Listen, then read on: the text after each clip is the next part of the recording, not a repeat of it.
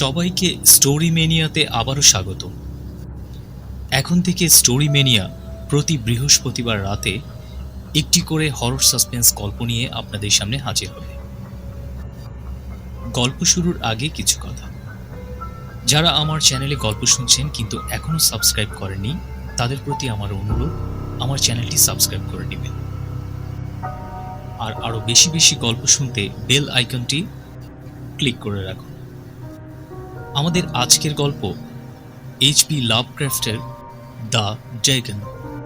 Dragon শুধু লাভক্রাফটের প্রথম দিকের রচনায় নয়, এই গল্পেই প্রথম কুথুলু মিথোসের বীজ বপন করা হয়। ড্রাগনের কথা এর পরেও বহু গল্পে লাভক্রাফট এনেছেন। স্বীকারোক্তি, সুসাইড নোট, প্যারানয়া, প্রাচীন অপার্থিব দেবতা, অজানার আতঙ্ক, লাভক্রাফটের নিজস্ব ঘরানার ছাপ এই গল্পের পাতায় পাতায়। তাহলে চলুন আর দেরি না করে শুনে আসি আমাদের আজকের পরিবেশনা এইচপি লাভক্রাফটের হরর সাসপেন্স গল্প ড্রাগন।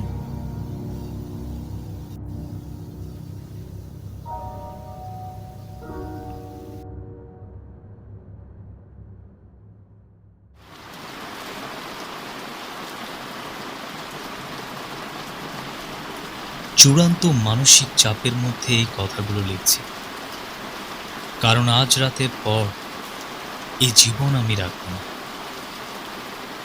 টিকে থাকার জন্যে যে ওষুধ আমাকে কিছুটা স্বস্তি দিত, ফুরিয়ে এসেছে তার ভাড়া।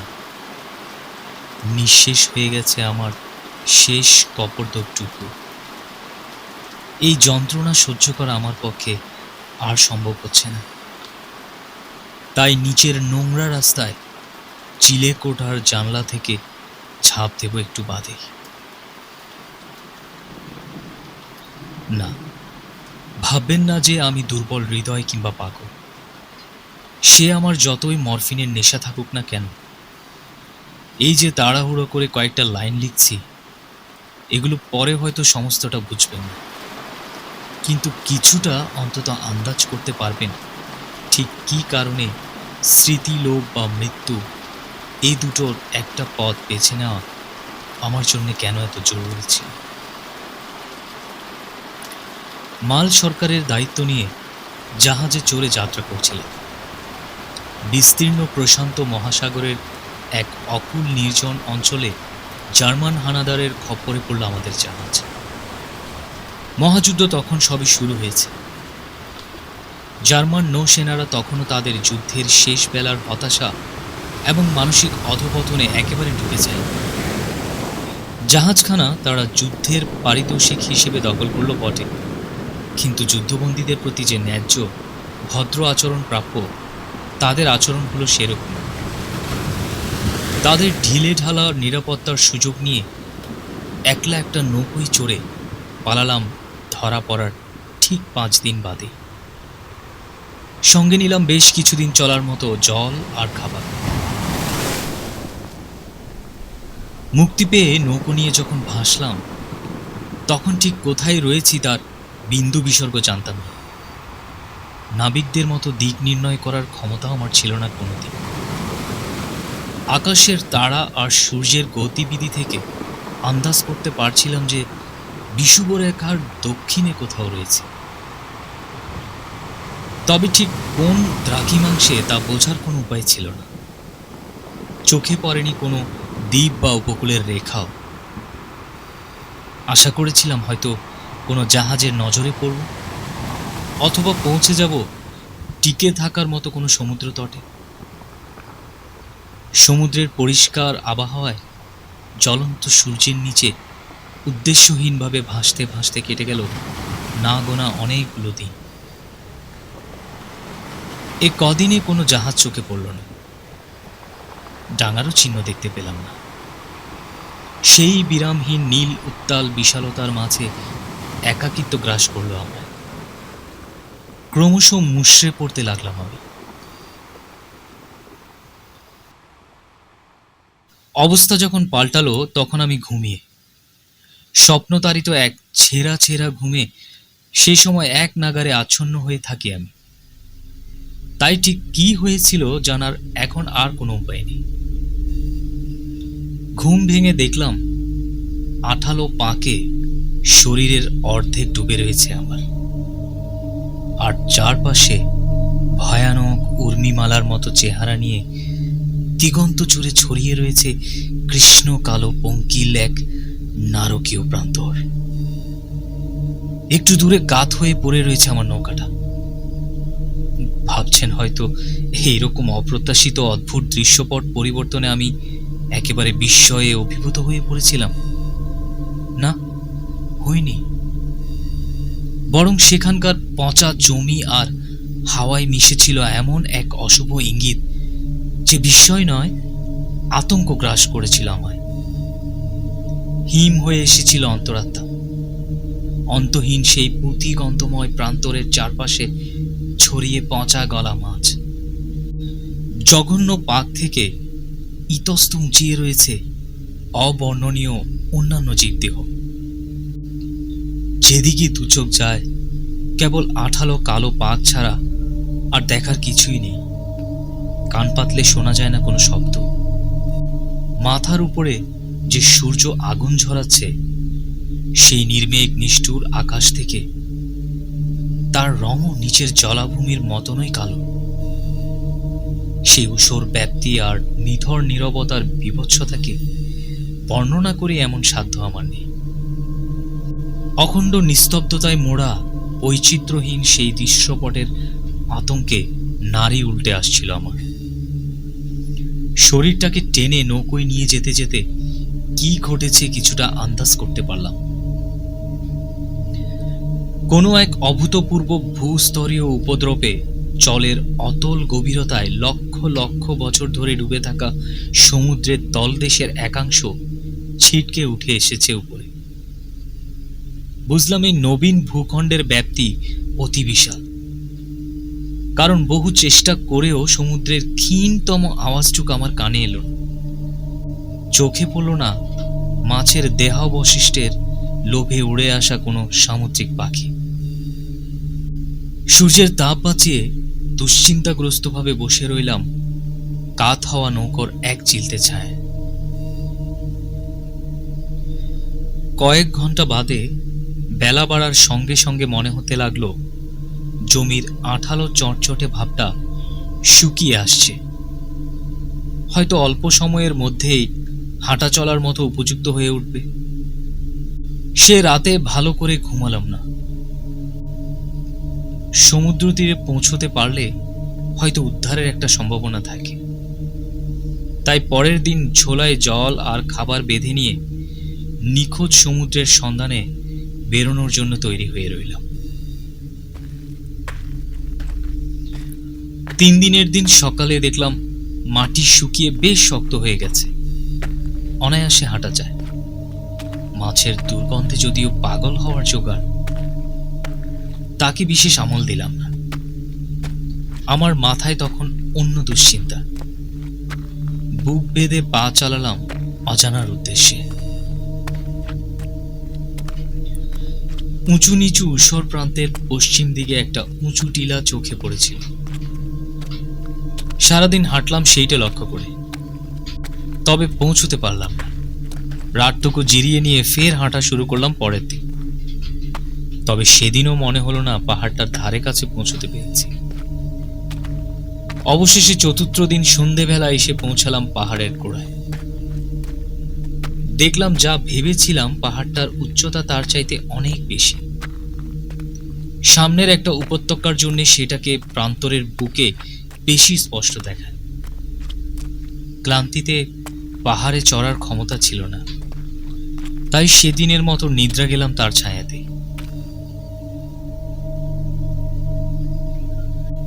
সে রাতে কেন ভয়ানক সব দুঃস্বপ্ন দেখলাম জানি না। তবে ঘেমে নিয়ে যখন ঘুম ছুটে গেল তখন পূব প্রান্তরের অনেক উপরে উঠে এসেছে কৃষ্ণপক্ষের বিশাল খয়াটে চাঁদ। বুঝলাম আর ঘুম হবে না। যা সব স্বপ্ন দেখেছি তার ধাক্কা আর দ্বিতীয়বার সহ্য করতে পারবো না। চাঁদের আলোয় যা দেখলাম তাতে বুঝলাম আমার দিনের বেলার যাত্রা করাটা বোকামি রয়েছে। রোদের তাপ না থাকলে আমার এত শক্তি ক্ষয় হতো না। সত্যি বলতে কি, সূর্যাস্তের সময় যে পাহাড়ে চড়াটাকে ভয় পাচ্ছিলাম, মনে হলো সেটা এবার অনায়াসে করে ফেলতে পারি। ঝোলাটা তুলে নিয়ে পাহাড়ে চড়তে আরম্ভ করলাম শিখর লক্ষ্য করে। আগেই বলেছি, প্রান্তরের বৈচিত্র্যহীনতা আমার উপর কেমন একটা আতঙ্কের ছাপ ফেলেছিল, কিন্তু পাহাড়ের মাথায় পৌঁছে সে আতঙ্ক বেড়ে গেল দ্বিগুণ। দেখলাম পাহাড়ের নিচে এক অতল স্পর্শী খাদ। চাঁদের আলো তখনও স্পর্শ করেনি তার গভীরতার জমাট বাঁধা অন্ধকার। মনে হলো যেন দাঁড়িয়ে আছি পৃথিবীর অন্তিম কিনারায়, যার পরে রাজত্ব শুরু হয়েছে অনন্ত রাত্রির অরাজকতার। মনে ভেসে উঠল প্যারাডাইস লস্ট আর নিরাকার অন্ধকারের রাজ্যে শয়তানের ভয়ানক উত্থানের অদ্ভুত সব আতঙ্ক জড়ানো স্মৃতি। চাঁদ আকাশের আরো কিছুটা উপরে উঠে আসতে দেখলাম সামনের উপত্যকার উতরাই যতটা খারাপ ভেবেছিলাম ততটা নয়। উঁচিয়ে থাকা পাথর আর কার্নিশ ধরে অনায়াসে নিচে নামা যায়। শখানেক ফুটের পর ঢালের খাড়ায়ও অনেক কম। মাথায় কি ভূত চাপলো জানি না, হাঁচড় পাঁচড় করে পাথর বেয়ে নেমে এসে দাঁড়ালাম নিচের ঢালের উপর। তার নিচের পাতাল জোড়া অন্ধকারে তখনও আলো এসে পড়েনি। দাঁড়ানোর সঙ্গে সঙ্গে নজর গেল উল্টো দিকের ঢালের একটা অদ্ভুত জিনিসের দিকে। আমার থেকে প্রায় 100 গজের মধ্যেই মাথা তুলে দাঁড়িয়ে বিশাল কোনো বস্তু। চাঁদের আলোয় সাদা ঝকঝক করছে তার চেহারা। নিজের মনকে প্রথমে প্রবোধ দেওয়ার চেষ্টা করলাম যে সেটা বৃহৎ আকারের একটা পাথর বই আর কিছু না। তার গড়ন আর অবস্থান দেখে তাও কেমন যেন মনে হতে লাগলো যে সেটা হয়তো প্রকৃতির হাতে সম্পূর্ণ করা নয়। কিন্তু জিনিসটাকে খুঁটিয়ে দেখার পরে মনের ভেতর যেসব ভাবের উদ্রেক হলো তা ভাষায় বোঝাতে পারব না।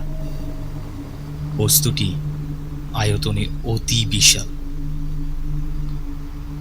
সেটা দাঁড়িয়ে এমন এক পাতাল করে যা অতল সাগর জলে নিমজ্জিত ছিল লক্ষ লক্ষ বছর ধরে, অথচ বুঝতে অসুবিধা হয় না সেটা একটা শিলাস্তম্ভ। আর তার সুগঠিত আকার এককালে যারা গড়ে তুলেছে কিংবা হয়তো আরাধনা করেছে তারা অতি অবশ্যই কোনো জীবন্ত বুদ্ধিমান প্রাণী। ভয়ের সঙ্গে যোগ হলো কেমন একটা অবিশ্বাসের ঘোর। বৈজ্ঞানিক কিংবা প্রত্নতান্ত্রিকদের মতো উত্তেজিত হয়ে পড়লাম কিছুটা। আরো একবার চারপাশে তাকিয়ে দেখলাম চাঁদ উঠে এসেছে প্রায় মাথার উপরে। তার অদ্ভুত উজ্জ্বল আলো পড়েছে খাদের খাড়া দেয়ালের উপর। সে আলোয় দেখলাম সামনে ছড়িয়ে রয়েছে প্রশস্ত জলস্তর। তার দুপ্রান্ত এঁকে বেঁকে হারিয়ে গেছে অন্ধকারে।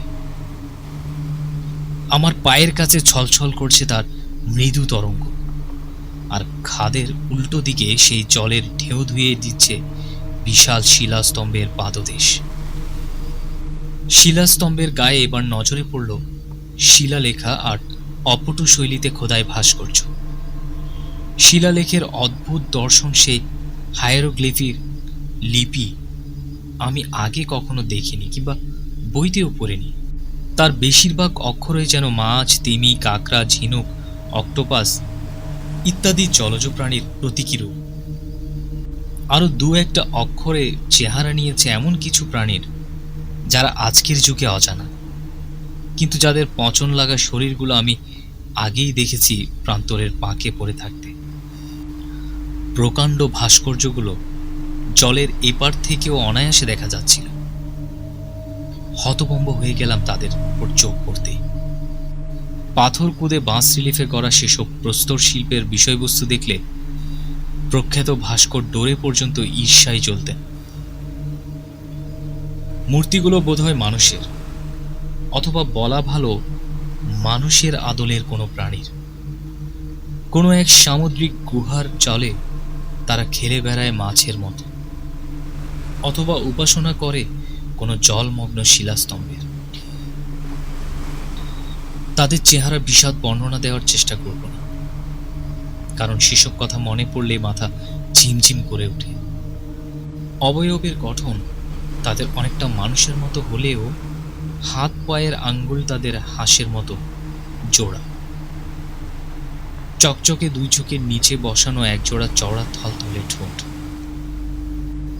তাদের চেহারার বাকি সব বিশেষত্বের কথা মনেও আনতে চায় না। বউ কিংবা বুলাওয়ার তাদের দুঃস্বপ্নেও সেরকম বিভৎসতা কল্পনা করতে পারতেন না। তবে একটা ব্যাপারে একটু খটকা লাগলো। মনে হলো পাথর খুদে গড়ার সময় পেছনের দৃশ্যপটের অনুপাত অনুযায়ী প্রাণীগুলোর আয়তন যথাযথ রাখা হয়নি। একটা ভাস্কর্যে লক্ষ্য করলাম একটা প্রাণী তিমি শিকার করছে, কিন্তু আয়তনে তিমিটা তার চাইতে সামান্যই বড়। ওই আয়তন আর কিম্ভুত চেহারা থেকে কয়েক লহমায় সিদ্ধান্ত করলাম প্রাণীগুলো খুব সম্ভব কোনো কল্পিত দেবতার রূপ। তাদের উপাসনা করত যেসব প্রাগৈতিহাসিক সমুদ্রচারী কিংবা মৎস্যজীবী উপজাতিরা, পিলডাউন মানব কিংবা নিয়েন্ডারথালের প্রথম পুরুষ জন্ম নেওয়ার বহু আগেই হয়তো লুপ্ত হয়ে গেছে তাদের শেষ বংশধরেরা। কোনো দুঃসাহসিক নৃতত্ত্ববিদের কল্পনাতীত এক অতীতের এই অপ্রত্যাশিত দর্শনকে দাঁড়িয়ে রইলাম চিন্তামগ্ন হয়ে। সামনের শব্দহীন জলে তখন অদ্ভুত সব ছায়া ফেলছে চাঁদের আলো। তখনই দেখলাম তাকে।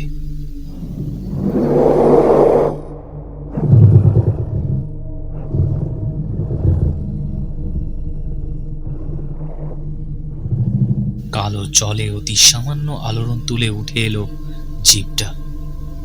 বিশালকায় বিভৎস চেহারা তার, যেন সাক্ষাৎ পসেইডন পুত্র পলিফেমাস। কোন এক দুঃস্বপ্নের দানবের মতন ছিটকে গিয়ে আঁশে ঢাকা দুই হাতে শিলাস্তম্ভটাকে জড়িয়ে ধরল সে। ভয়ানক মাথাটা ঝুঁকিয়ে চিৎকার করে উঠল মাপা আওয়াজে। ঠিক তখনই বোধহয় আমার মাথাটা বিগড়ে যায়। আমার উন্মত্তের মতো খাদের চড়ায় বেয়ে ওঠার কথা কিংবা প্রলাপ বকতে বকতে নৌকা অবধি পৌঁছানোর কথা বিশেষ মনে নেই। কেবল মনে আছে গান গাইছিলাম গলা ছেড়ে, আর তা না পারলে হাসছিলাম আপন মনে। আর মনে আছে নৌকোয় পৌঁছানোর কিছুক্ষণ বাদেই এক প্রলয় তুফানের কথা।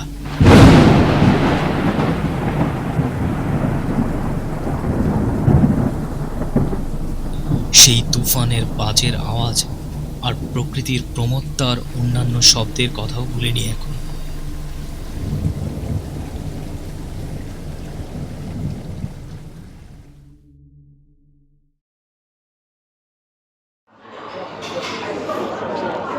ঘোর যখন কাটল তখন আমি সান ফ্রান্সিসকোর এক হাসপাতালে।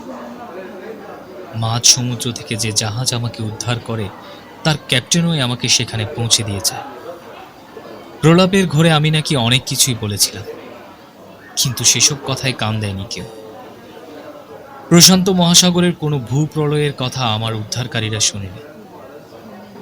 আমার কথা কেউ বিশ্বাস করবে না জেনেও আমি আর বেশি ঘাঁটাইনি।